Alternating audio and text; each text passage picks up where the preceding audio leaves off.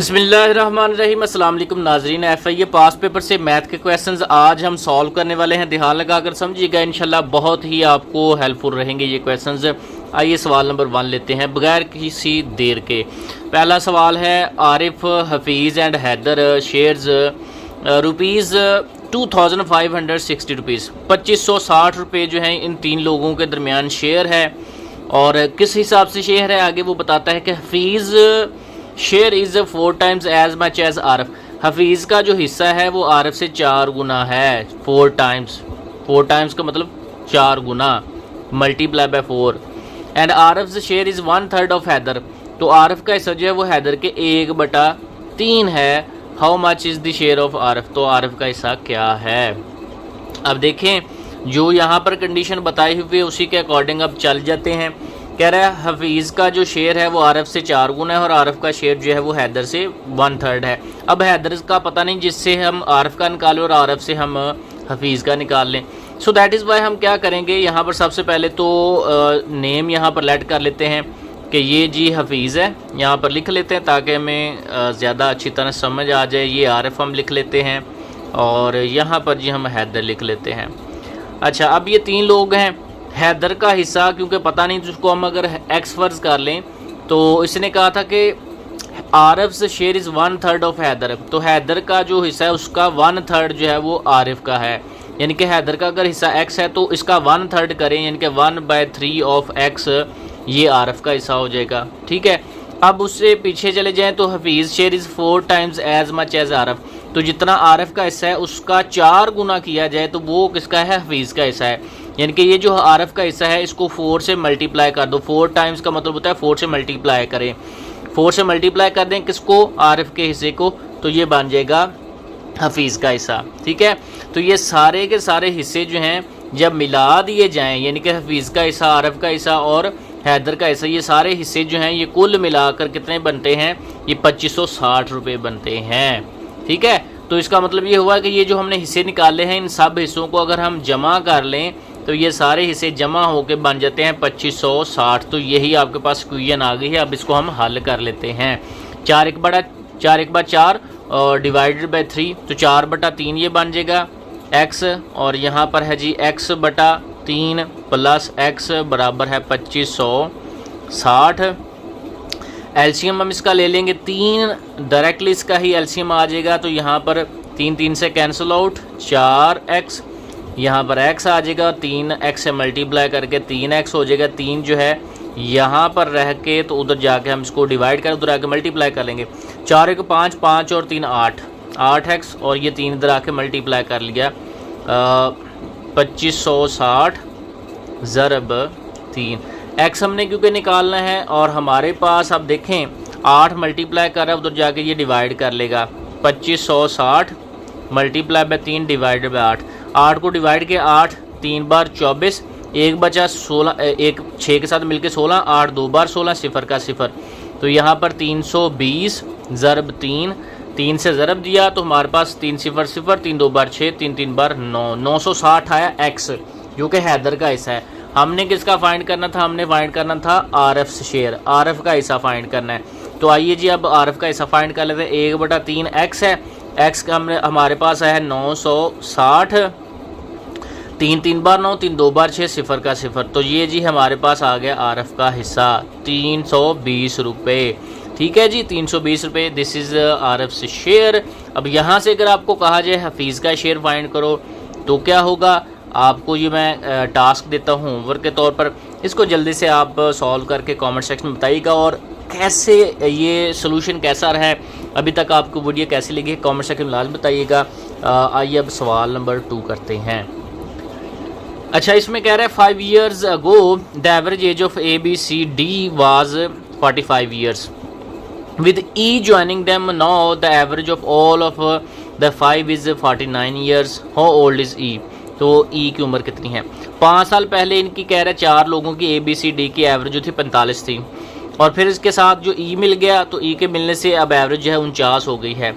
अब कुछ लोग सोच रहे होंगे कि ये यहाँ पर जो है ना 5 years ये क्या है, तो इसको हम अभी देखते हैं। देखिए, सबसे पहले तो ये बताया 4 लोगों की एवरेज 45 है 5 years ago। तो यहाँ पर हम क्या करेंगे कि एवरेज का फॉर्मूला सबसे पहले तो आपको पता है कि ये बराबर होता है सम डिवाइडेड बाय नंबर।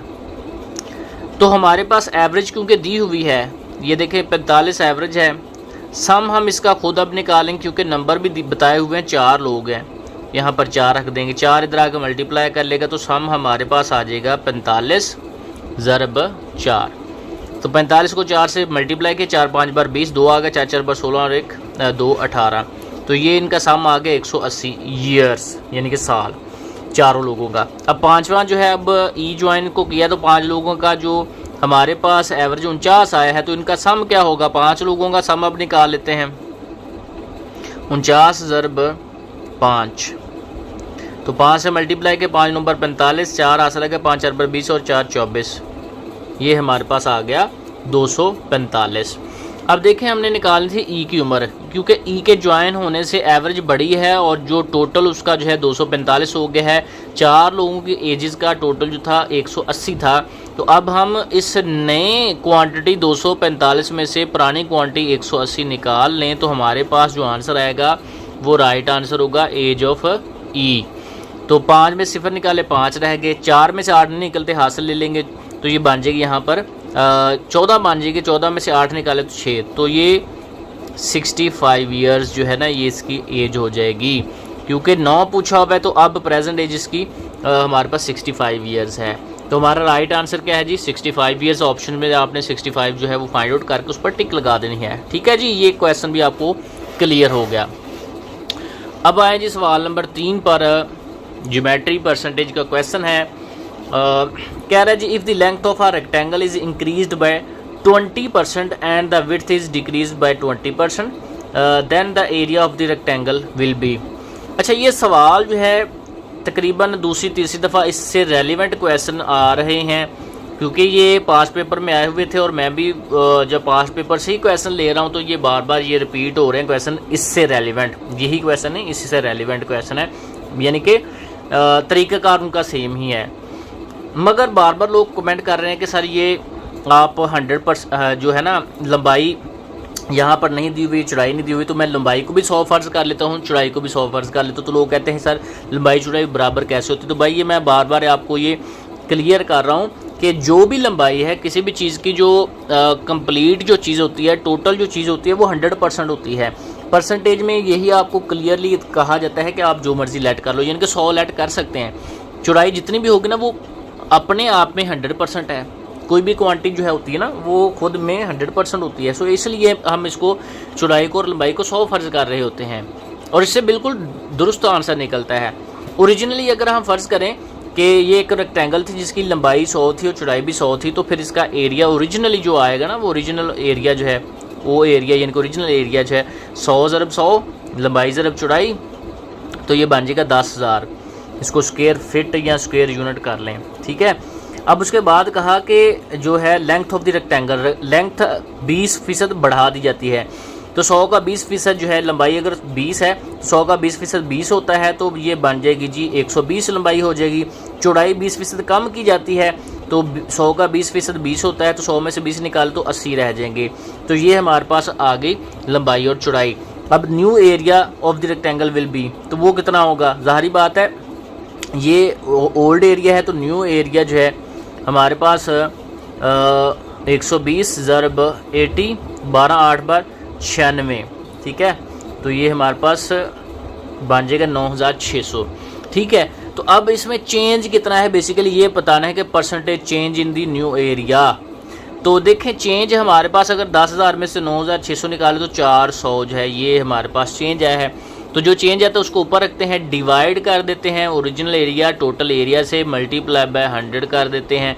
1 2 3 4, 1 2 3 4, ऊपर कितना बचा जी 4%। तो ये हमारे पास आ गया आंसर, 4% जो है चेंज इन दी एरिया आ गया है, यानी कि 4% डिक्रीज़ इन द एरिया हुआ है। चेंज जो है वो डिक्रीज़ में हुआ है, इंक्रीज़ नहीं हुआ। हालांकि हमने लंबाई बढ़ाई थी, चौड़ाई कम कर दी है, उतनी ही लंबाई बढ़ाई है, चौड़ाई भी उतनी कम कर दी है 20%, लेकिन फिर हमें क्या पता चला है कि चेंज इन एरिया है, यानी कि एरिया डिक्रीज़ हुआ है 4%। तो ये तरीक़ाकार है, आप जहाँ पर मर्जी जाके इस क्वेश्चन को चेक कर लें, वेरीफाई कर लें, यही आंसर होगा। तो simple straight forward method by सीखें ये आपके लिए बहुत ही बेनिफिशियल होने वाला है। ठीक है, तो अब आइए जी सवाल नंबर 4 पर। If the 10% daily wages were fired, यानी कि निकाल दिए जाते हैं, फायर नहीं मारा जाता उनको, यानी कि नौकरी से निकाल दिया जाता है, कि 10% डेली वेजेस को नौकरी से निकाल दिया जाता है, वाइल 540 वर्कर्स सर्वाइव, तो बकाया जो बचते हैं ना वो 540 है। कि देखिए किसी भी चीज़ की जो टोटल क्वांटिटी ना वो 100% होती है। ठीक है, 100% होती है। अब इस 100% में से 100 जो है ना, 100 में से 10% जो लोग हैं ना वो निकाल दिए हैं, उन 10% लोगों को निकाल दिया, तो बकाया 100 में से 10 निकाल तो बकाया कितने बचेंगे? ज़ाहिर बात है 90% बचेंगे। तो उसने कहा कि 90% जो सर्वाइव कर रहे हैं, जो बच रहे हैं ना, वो 540 हैं। तो फिर मतलब ये हुआ कि 90% ऑफ